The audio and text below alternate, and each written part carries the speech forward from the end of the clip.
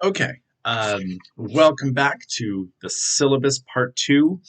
This is probably the part that most students are interested in. This is where I've got the textbooks and the work and some of the expectations here of your grades. So let's jump right into it.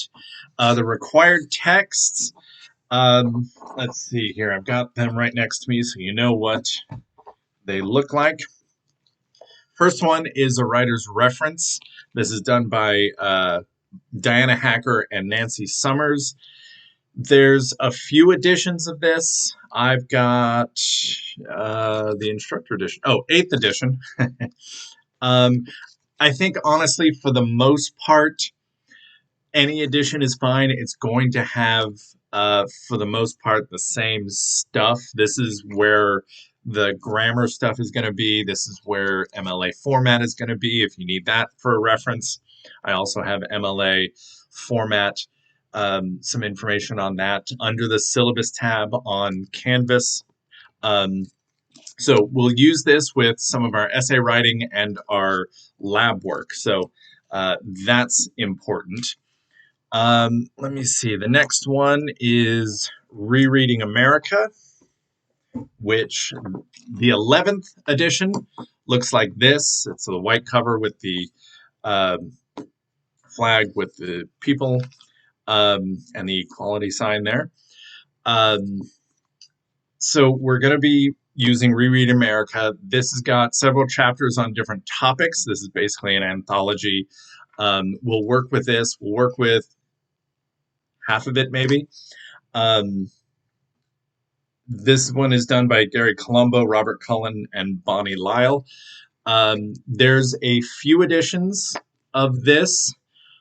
This one, like I said, was the 11th. I know they've got the 12th out there somewhere. I'm going to have to see if the publisher, Bedford St. Martin's, has sent me this yet. But the 11th edition or the 12th edition are the best. Anything pre 11th edition, they've got different chapters, different readings, and it gets really messy as far as assigning homework and all of us being on the same page, which is really important for our online classes. So, Rereading America, 11th edition, you can get that, 11th or 12th.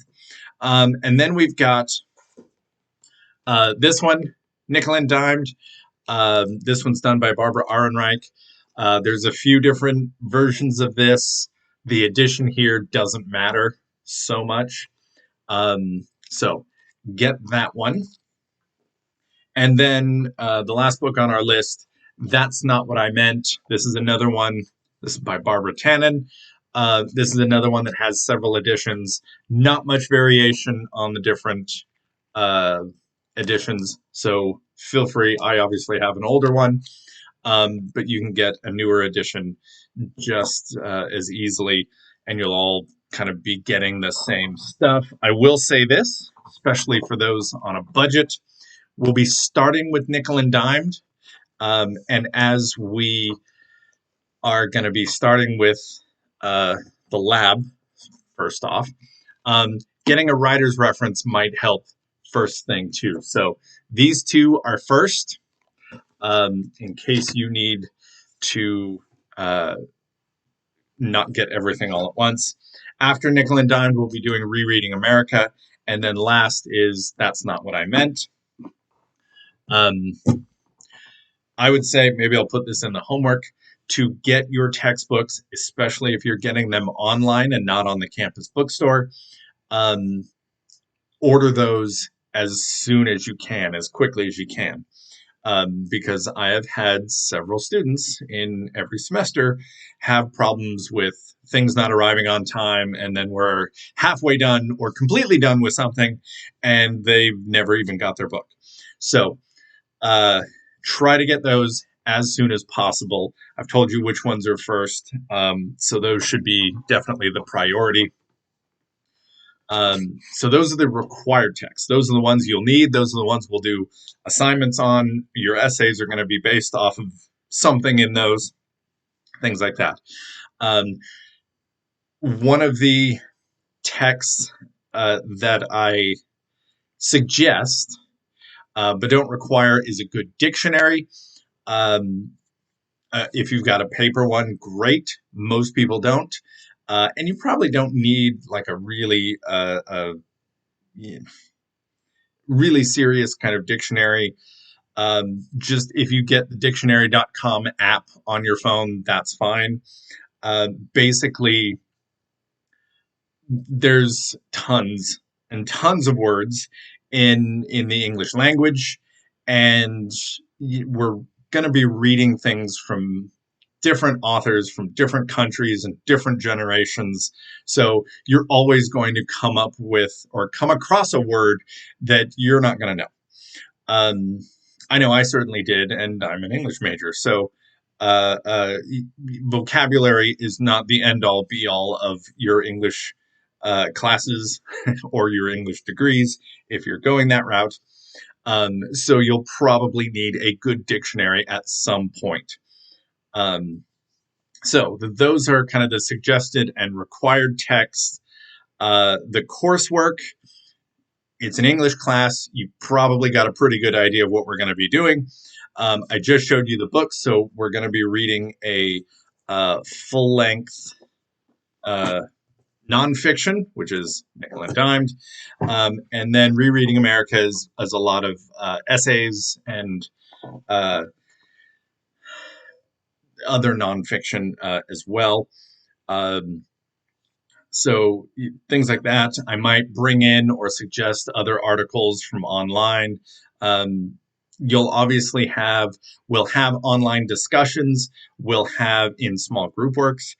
Um, we'll have obviously essays. You'll have for each reading that I assign from a book, you will have a short reading assignment, kind of a reading journal slash free write. I use both of those terms. Um, and then basically you'll have what I call two timed essays and two out of class essays, which is a good time to go into the grading policy and kind of more into the work. So you'll have an out of class essay one. That'll be I think it's going to be staggered basically. So you'll have an out of class essay first. That's going to be 150 points. You'll have two drafts. The first one will be peer reviewed, and I will give feedback, and then you'll have a final draft. Um, and then you'll have a timed essay where I will post it on Canvas. You'll have roughly 2 hours, and as soon as you log in and start the test, you have 2 hours from that point to do the essay. And then you'll have another out of class with the two drafts and feedback, and then the final. And then your kind of final exam will be the second timed essay. Excuse me. You've got homework and reading journals, attendance and participation, not so much attendance, but certainly participation, as this is an online class. You will need to participate in a lot of the group stuff that I do. And then, of course, as I mentioned in the other video, you will have a lab. The lab is primarily focused on the mechanics and kind of structure of writing essays. So this is where the grammar is. This is where thesis statements and topic sentences. We're going to go over all of that stuff. The rest of the class, the non-lab part, is going to be talking about and discussing what we read, and kind of I'll bring in things from other sources and we'll discuss that. Basically, it looks at how do we take the academic stuff that we're reading and apply it to kind of real world situations and what's going on there. I think that was pretty much what I wanted to say about those. English 1A is a graded course, and the typical grading standards will apply. So 90 to 100 is an A, 80 to 89 is a B, 70 to 79 is a C, and anything less than that won't help. Won't help your transcripts, won't help your GPA. So that is about it for this one. Again, I think students find that one the most helpful because it's talking about the work and the textbooks and things that they need directly for class and directly the things that will directly affect their grades. So that's it.